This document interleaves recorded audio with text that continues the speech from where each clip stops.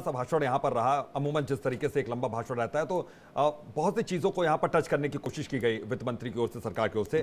क्या लगा आपको?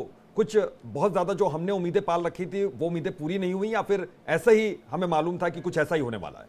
देखिए, सबसे पहले 2024 का ये चुनाव भी है, तो इसको देखते हुए लोग इसे चुनावी बजट भी मान रहे थे कि 2024 का जो बजट होगा ये चुनावी बजट होगा। और बहुत सारे हाई नेटवर्थ इंडिविजुअल्स को ऐसा लग रहा था कि टैक्स के स्लैब में बदलाव होगा। सरकार ने साफ कर दिया है कि चुनावी बजट बिल्कुल भी नहीं है, हम देश की इकोनॉमी के लिए अग्रसर हैं। इन्होंने सबसे पहले कहा कि हम 80 करोड़ लोगों को राशन देंगे, उसे और बढ़ाया जाए। उसके बाद उन्होंने कहा कि हम एमएसएमई सेक्टर्स को रिबेट देंगे टैक्स में, उसे बढ़ाया जाए। सरकार ने साफ कहा कि हम इंपोर्ट ड्यूटी बढ़ाएंगे, मींस मेक इन इंडिया पे हम फोकस करेंगे। और जो हमारी उम्मीदें थी कि सरकार कुछ इस तरह का प्रलोभन देगी कि हम टैक्स स्लैब में बहुत बड़ा बदलाव करेंगे, 30% को घटा के 20% करेंगे, ऐसा कुछ भी नहीं हुआ। तो सरकार का मुद्दा बिल्कुल साफ है। और ये जो बजट है ये एक दिन में इम्पैक्ट करने वाला बजट नहीं है, ये स्लोली स्टडी। शिक्षा अगर बढ़ेगा, स्वास्थ्य की दिशा अगर सुधरेगी तो राष्ट्र बढ़ेगा और देश बढ़ेगा। बिल्कुल। तो यानी कि माइक्रो लेवल पर अगर इसको समझें हम रवि जी, जैसा कि हम कह भी रहे थे कि इंटरिम बजट है तो जरूर फोकस जो होगा वो कहीं ना कहीं चुनाव को देखते हुए होगा। तो आपको ये कैसा लगा? क्या आपको वाकई ये लग रहा है कि चुनाव को देखते हुए इस पर फोकस किया गया है? कुछ बड़े सेक्टर्स को जो उम्मीद की जा रही थी कि न्यू एज सेक्टर्स जो है उन्हें कुछ मिल सकता है, एविएशन सेक्टर्स की तो खैर जिक्र इसमें की गई, लेकिन न्यू एज सेक्टर्स की जो बात हम कर रहे थे सुबह से उसका कहीं जिक्र नहीं दिखा।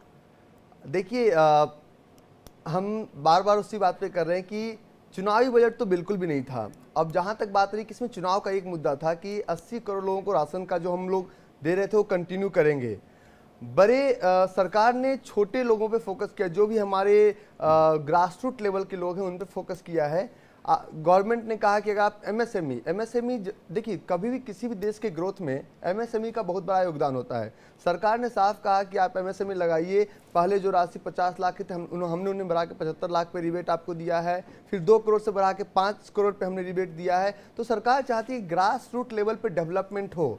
और इस बजट को समझना, अगर डायरेक्ट इसे देखेंगे तो आप नहीं समझ पाएंगे, लेकिन अगर इनडायरेक्ट देखें, अगर बुखार है हमारे शरीर में तो हम दवा खाएंगे, धीरे धीरे इम्पैक्ट करेगा। इस बजट में जो हम उम्मीद कर रहे थे कि नहीं। लेकिन रवि जी, मैं ये समझना चाह रहा हूं, क्योंकि हम लोगों एक तरीके से एक्सपर्ट के तौर पर आप यहां पर जुड़े, लेकिन बहुत आसान शब्दों में जो सभी को समझ आए, क्योंकि हमारे दर्शक हर कैटेगरी से यहाँ पर, तो आसान शब्दों में अगर 2 मिनट के भीतर इस चीज को समझाने की कोशिश की जाए, किसको क्या मिला और किसने क्या खोया इस बजट? देखिए, खोने का तो कहीं कोई हो नहीं। खोने की बात है तो इंपोर्ट ड्यूटी बढ़ा। बहुत सारे लोग जो पहले मेक इन इंडिया की बात कर रहे थे, मेक इन इंडिया पे फोकस नहीं करते। जब कस्टम ड्यूटी और इंपोर्ट ड्यूटी बढ़ेगा तो हम मेक इन इंडिया पे फोकस करेंगे। तो जो हमारा फॉरेन बिजनेस था उस पर थोड़ा सा इम्पैक्ट पड़ेगा, जो हम फॉरेन से इंपोर्ट करते थे उस पर इम्पैक्ट पड़ेगा। तो हम इसमें हमारे देश का कोई नुकसान नहीं है। दूसरी बात कि एमएसएमई को फायदा हुआ, एमएसएमई को टैक्स स्लैब में छूट मिला। हमारे लिए पर्सनली अगर देखा जाए इनकम टैक्स के स्लैब में कोई चेंजेस नहीं है। तो हम लग रहा था गवर्नमेंट समित की इनकम टैक्स के स्लैब में चेंजेस करेगी। प्लस हमने एजुकेशन पे फोकस किया।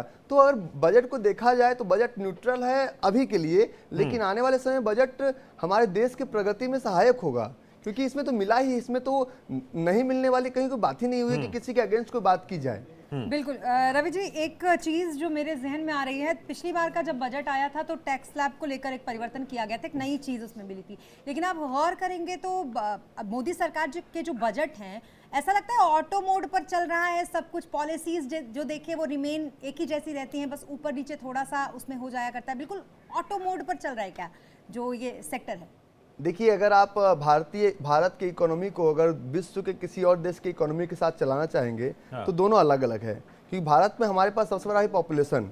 आप कहते हैं ऑटो मोड पे चल रहा है, मैं कहता हूँ बिल्कुल नहीं। क्योंकि मैं इसमें एक लाइन जोड़ना चाहूंगा। लास्ट ईयर जो टैक्स रिजीम में बदलाव हुआ, एचएनआई के लिए बदलाव नहीं हुआ। गवर्नमेंट ने इनकरेज किया कि छोटे लोग, जो लोग टैक्स नहीं भर रहे हैं 7 लाख तक, और आप लोग इनकरेज कीजिए, कमाइए, देश के प्रति भावना बढ़े और टैक्स भरने में सुधार हो। लास्ट ईयर सिर्फ ओल्ड रिजीम और न्यू रिजीम का एक छोटा सा कॉन्सेप्ट आया था लास्ट ईयर के टैक्स में। एचएनआई के टैक्स में कोई बदलाव नहीं।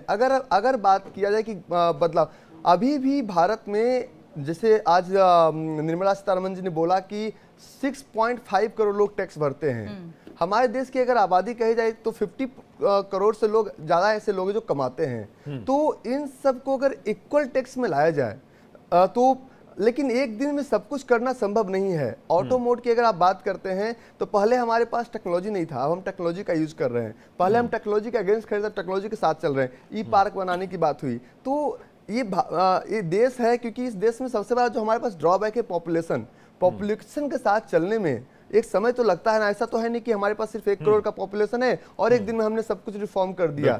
हम दुनिया की सबसे बड़ी आबादी है। बिल्कुल, दुनिया इस लिहाज से जब उनका बड़ा फोकस रहा, जैसे सोलर सिस्टम को यहां पर बढ़ाने की बात हो रही थी, उन्होंने कहा कि एयरपोर्ट्स यहां पर बन रहे हैं, 150 के आसपास यहां पर एयरपोर्ट्स अभी तैयार होने की कगार पर हैं। इसके अलावा स्मिता, यहां पर आपने भी ध्यान दिया होगा कि उन्होंने कहा कि जो हमारे रेलवे के जो बोगियां हैं, जो डिब्बे हैं, उनका स्टैंडर्ड यहां तो प्रोसेस थोड़ा सा